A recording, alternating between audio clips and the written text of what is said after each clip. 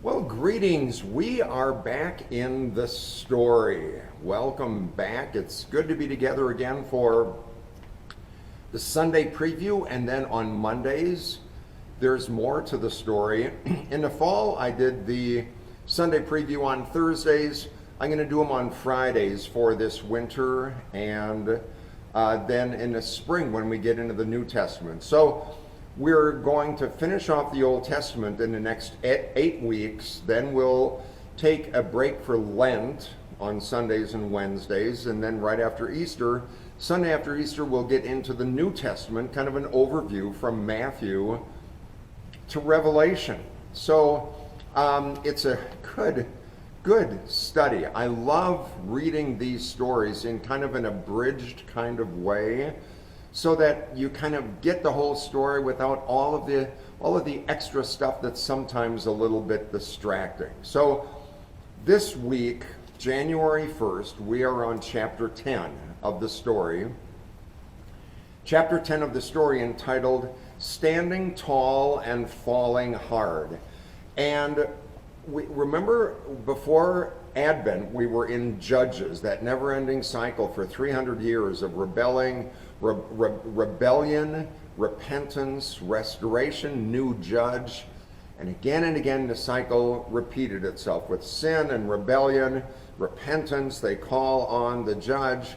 There's restoration, and then there's a new judge. 7 times in those 300 years, there was a new judge, and it lasted for 300 years. That's longer than the history of our country. I mean, we don't hear much about that period of the judges because it's a real dark time in the history of the people of Israel. So today we're looking at, for Sunday, January 1st, Standing Tall, Falling Hard.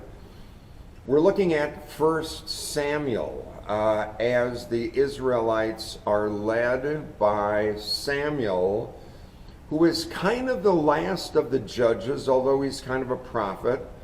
And it's before the king. Samuel serves as a bridge. 1 and 2 Samuel, after Joshua judges Ruth, 1 and 2 Samuel, before 1 and 2 Kings, Samuel serves as kind of a transition person or period between the period of the judges. Ruth took place during the period of the judges, remember, between the judges and the king. Now, the nation of Israel in 1 and 2 Samuel started demanding a king.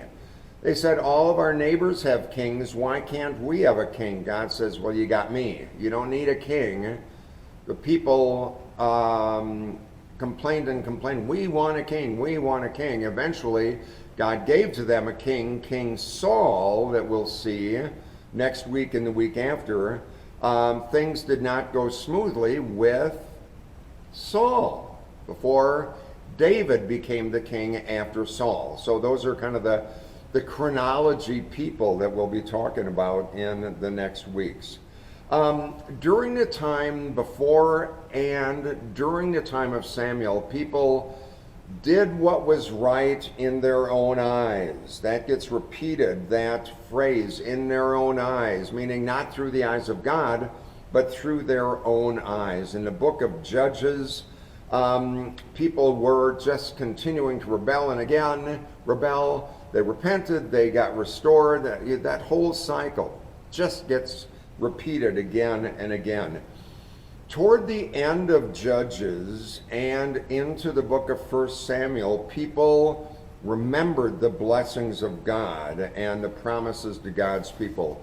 One of those people that we're talking about on Sunday was Hannah. Hannah was the second wife, the unfertile wife of Elkanah, and we'll see in the sermon on Sunday how she conceives and bears a child, and his name is Samuel. She would bring up Samuel, and she was in the temple weeping, wanting to have a child after the other wife bore Elkanah several sons. Hannah was not able to, so she's weeping in the temple. Eli, the bad priest, he turned bad. So many people in the Old Testament that we've seen start good and then they turn bad. Eli the priest was one of them at the beginning of the book of Samuel that you'll read in chapter 10 of the story. So Hannah eventually has Eli, dedicates him to the Lord. We'll hear in the sermon how God called to Samuel when he was a young boy at the temple, and Eli finally said, "Okay, Samuel, go." And Samuel, when God spoke to him, said, "Listen, I hear you, Lord. Speak, for your servant is listening." Samuel eventually took Eli's place as a high priest, prophet, and Israel started being dissatisfied with him and started asking for a king. Samuel is he's not talked about a whole lot in 1st and 2nd Samuel, even though those two books are attributed to his name, but he doesn't appear much. It's mostly about battles and other things. But God warned the people through Samuel that if they asked for a king, that would be costly to them, because the king would start to be an autocrat and use his power over the people for his benefit, not the people's benefit. So we'll talk about Saul on Monday. We'll talk about Hannah and the birth of Samuel and the calling of Samuel in the sermon on Sunday. So today's kind of a Sunday preview, but also looking forward to Monday when we talk about the disastrous kingship of King Saul.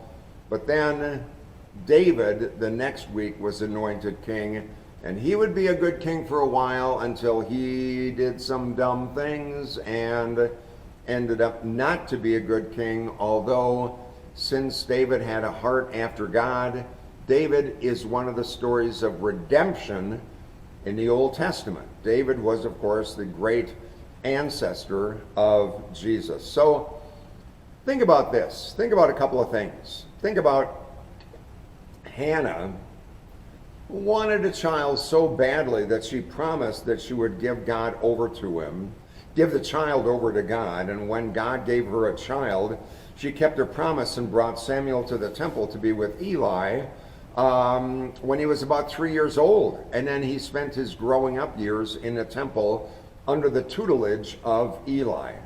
She kind of made a bargain with God. God, you give me a kid and I will dedicate him to you. She followed through on that. Think to yourself, have you ever been in a situation when you bargained with God in that way? When you said, God, if you do this, I'll do that. And what happened? Did something good, bad, indifferent, whatever happened, and then what was your response to it? She made the promise, she followed through on it, God delivered. Has there been anything like that in your experience? Also, remember, Eli helped Samuel know that he was hearing the voice of God because Eli recognized when Samuel was lying down in church and he kept hearing the word Samuel, Samuel, and Samuel went to Eli and said, oh, what do you want, Eli? Eli said, no, go back. And when the Lord speaks to you, say, speak, Lord, for your servant is listening.